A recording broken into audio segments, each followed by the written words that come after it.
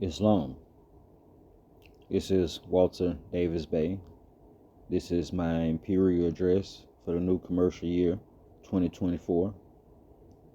In our Islamic calendar, it actually would be the year 1445. We can go into that in another time.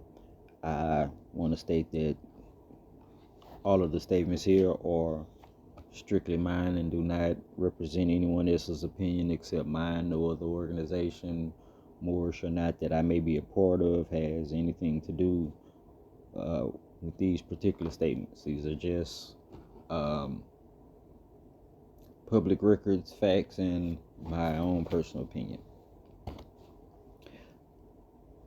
Now, this is in the 138th solar return of the Prophet Noble Drew Ali. Islam. There are many facts about the life of Noble Drew Ali that are verifiable, but there are also many stories that are, from my investigation, allegories. Some, in my opinion, of these stories are Freemasonic, some are dogmatic or religious rhetoric to the Moorish Science Temple of America, and some are purported to be said by him, oral statements, which is what some in the movement consider to be hadith or stories that were put out, said to be by him after his death. In 1928, in Havana, Cuba, the Pan American Conference, a pre-UN meeting, took place, and Noble Drew Ali said to be in attendance as a representative of Moorish Americans as a nation. He is said to be our representative and not one for the United States, which the list of their delegates is available. It's actually spoken of in the oral statement, though most information on this conference is not available. Some will say he never attended. There's a famous picture of Noble Drew Ali in a sombrero that is said to be him in Cuba.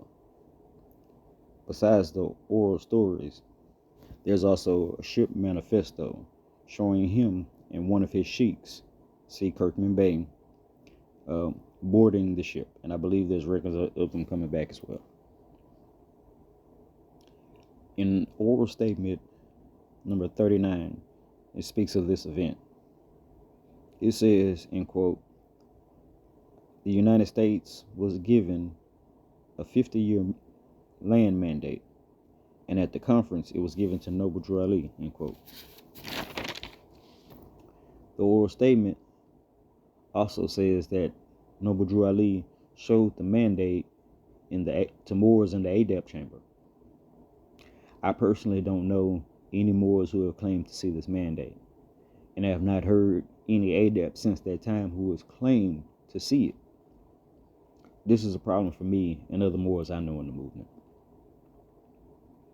Noble Drew Ali was killed or died the next year, 1929, depending on if you believe the story of the temple or the FBI. Marcus Garvey and Noble Drew Ali were the first two men investigated in the so-called black community. Contemporaries. Not really sure who was investigated first. In what was a precursor to the Operation COINTELPRO, 1956 through 1971, officially, counterintelligence program, a series of covert and illegal projects conducted by the FBI aimed to infiltrate, discredit, and disrupt American political organizations, which the Moorish Science Temple is and was. At the passing of Noble Drew Ali in 1929, it is said that there were multiple temples in various cities where he operated, and in Chicago, the Mecca, the base of operation, just one of the many temples had 8,000 members. There are still active and known agents, known to some, in the movement. If your eyes are wide open, you know who. Or at least you know a few. This is the biggest problem of the Moroccan Empire operating in America currently. I have heard that Noble Drew Ali filed the land mandate along with the temple's authority affidavit for the temple. Through the temple, we still have copies of that, or the affidavit, and other Cook County, Illinois filing done by Noble Drew Ali. The Our Authority affidavit is file number 1010-5905, August 1st, 1928, 2:52 p.m. on Form 1099, Book 521, page 597, and it's recorded in another book also. The problem is Cook County, Illinois claims not to have the records of them and from then. I've been in the movement a little over a decade now. Since then, the oldest records filed under that number are dated in 1999. I personally know the sheik that filed that particular record in 1999, and know it common for Moors also to file under that number. In the past 5 years or so, the Cook County Records and Recorder of Deeds office have merged, and today even that 1999 filing doesn't show up online anymore. This is believed to be intentional by the Grand Sheiks on the ground in Cook County, as well as myself. The sheik I mentioned has a record of Cook County showing evidence that there have been earlier filings than his, the 1999 one, and has, to my knowledge, attempted legal action against the two county records departments merging, and to get the records with no success. It is my personal belief that this is further COINTEL-style operations. Without proof of our Moorish American foundational documents, these are only a few, we appear as a failed state, or even worse, solely an Islamic religious movement. Let us now further define land mandate to show how important it is to the oral statement 39. It's a pretty long definition, but I'll put in some parts that are most relevant to what we're dealing with now. A land mandate is authority without ownership, as opposed to a colony, which is authority through ownership. A lot of Moors think that mandate is a allodial title or allodial land, full sovereign ownership. The distinction between all three is very important in the context of the oral statement, because if lawfully and historically correct, what this means is the United States had a mandate for 50 years, meaning they had authority over lands without ownership. The practical example of this is the District of Columbia or Washington, D.C. This would also mean that Noble Drew Ali was given authority to set up us, as Moorish Americans, at D.C., or what he called Mecca in Chicago. And he was given this authority by a pre-UN multinational body in Havana, Cuba.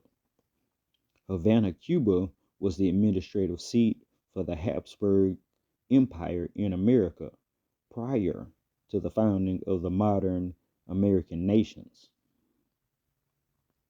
It's always been my theory that he also called the United States out on the loan to the Moroccan Empire. The Kingdom of Morocco during this time of the conference, were under a protectorate of the French and Spanish and had no sovereignty. It's an old Moorish story that Morocco, when they first recognized the United States as a country, also loaned the U.S. $1 million, which would have been in gold. They were on the gold standard. Um, I've never found the exact details of this loan, but George Washington, in his famous letter to the Sultan of Morocco, thanked him for his recognition of the country, but also pleaded for more time in repaying this loan. So it is my conjecture that if Noble Drew Ali called to the floor at the conference this loan, it caused the United States to default, ultimately being the last straw that ended his life shortly thereafter in 1929. 3 months later, the stock market crashed, but also caused the U.S. to go bankrupt and off the gold standard 5 years later. They claim it was default to the people. What people? The Moors. And they said it was only to the citizens. So-called black people were ruled not as citizens of the United States in the Dred Scott case. And Noble Drew Ali himself said that the 13th and the 14th Amendment did not make us U.S. citizens. However, in 1890, the courts of North Carolina ruled that the ex-slaves, Moors, who knew that they were Moors and were previously subjects of the prince of the Moorish Empire, or the courts ruled that they were not only not triable by the Negro laws, but also not as citizens. And, quote, no law of the state in its construction or operation could apply to them, end quote. So if everything I said is true, I want to give the definition of failed state, or at least part of it. That's a pretty long definition too. But in there, it does say as quote, its citizens no longer believe their government is legit, and the state becomes illegitimate in the eyes of the international community, end quote. If that is the effect and definition, Noble Drew Ali was killed to fail our state. And anyone in the movement holding on to this land mandate or any foundationary evidence just as a relic showing a rightful succession line in the grand body to be leadership are highly incompetent, not functioning in true governmental capacity. And until these documents are in competent hands, we will not have the effect of the true vision of the prophet when he declared us a nation. It is a pitiful shame he never finished his works, nor had a competent successor to finish the goal he had for the Moorish Americans.